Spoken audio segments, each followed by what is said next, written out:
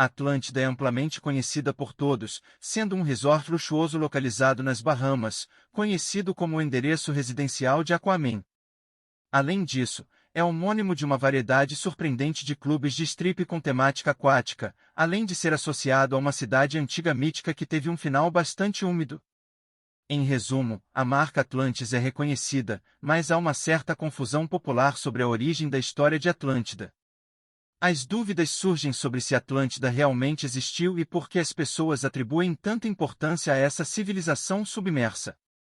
Este primeiro vídeo abordará as origens da história de Atlântida, o segundo explorará missões modernas em busca dela. A erupção colossal da Idade do Bronze é um evento fundamental que abordaremos nos vídeos seguintes.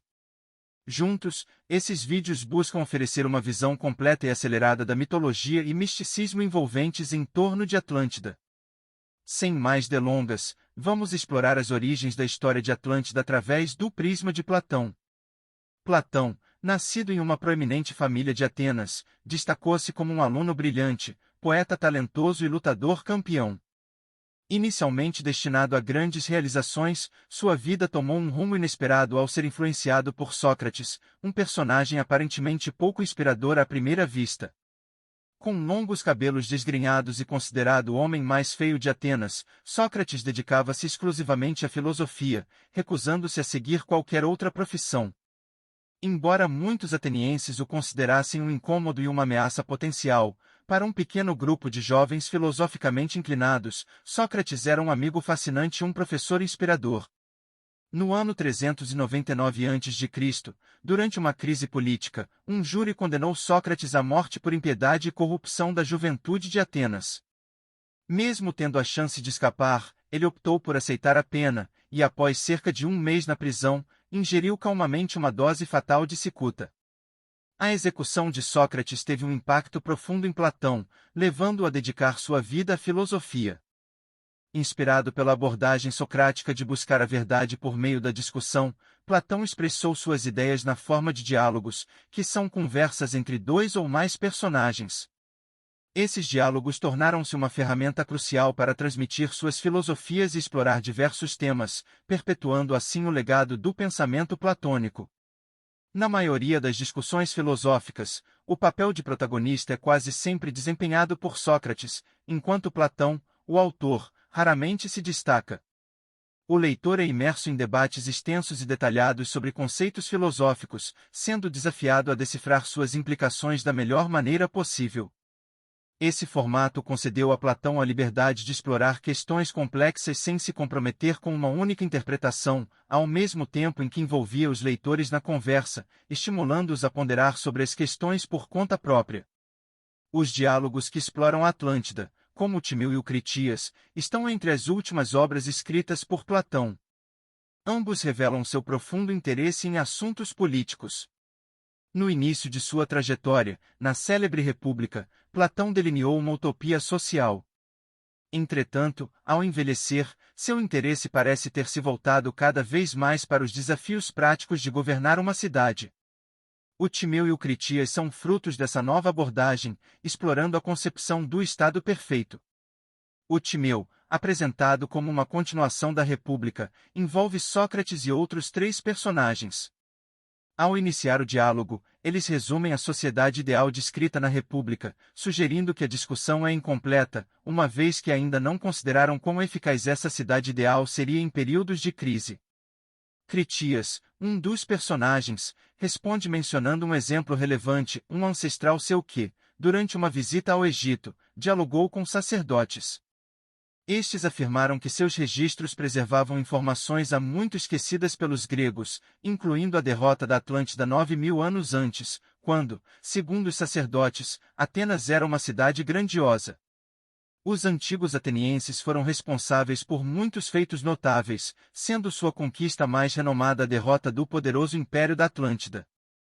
Segundo os sacerdotes atlantes, essa civilização emergiu de uma vasta ilha no extremo oeste, estendendo sua dominação por grande parte da Europa e do norte da África. Contudo, ao tentarem subjugar a Grécia, os atenienses repetidamente os derrotaram e, eventualmente, lideraram uma guerra para libertar a Europa da tirania atlante. Pouco após essa vitória, Tanto a antiga Atlântida quanto Atenas foram devastadas por terríveis terremotos e inundações.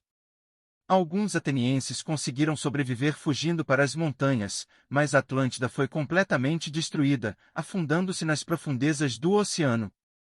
Mais detalhes sobre a tragédia de Atlântida são fornecidos por Critias no próximo diálogo que leva seu nome. Ele relata que Atlântida foi submersa por Poseidon, o deus do mar, que distribuiu 10 tronos para seus filhos mortais nos reinos atlantes. O filho mais velho de Poseidon recebeu uma fortaleza natural notável, cercada por fossos concêntricos de água do mar, tornando-se o epicentro da maior cidade atlante, com um imponente templo dedicado a Poseidon.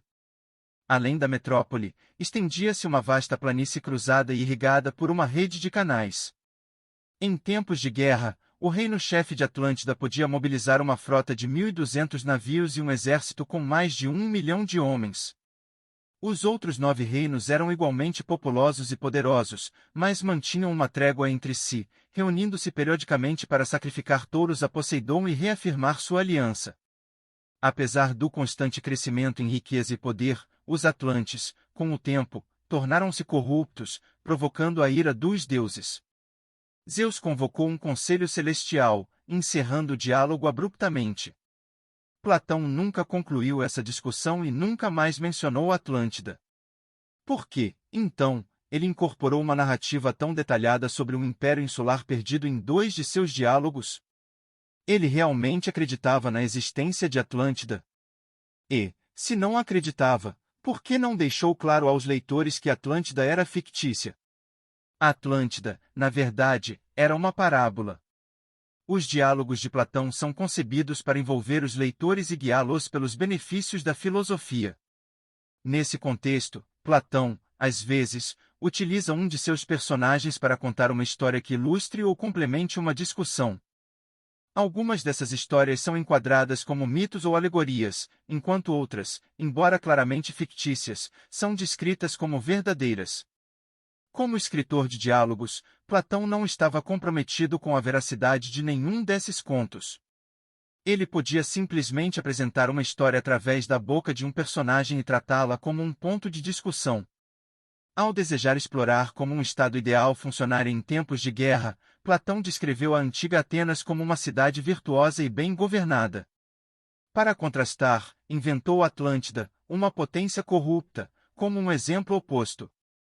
Em resumo, Atlântida não era uma ilustração de como não governar, ela também poderia ter sido uma caricatura da Atenas contemporânea, que Platão considerava mal administrada e moralmente falida.